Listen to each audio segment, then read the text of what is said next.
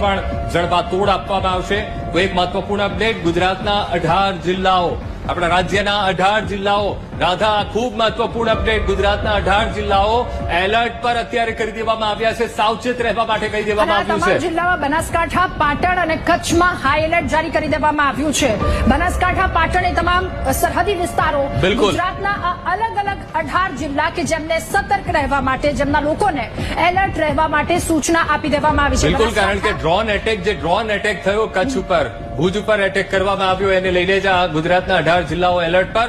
અને ખાસ તો મહત્વપૂર્ણ બિંદુ એ છે કારણ કે હવે પાકિસ્તાન એ અકળાઈ ઉઠ્યું છે અને હવે ફિદાઈન હુમલા ઉપર એ ઉતરી આવ્યું છે।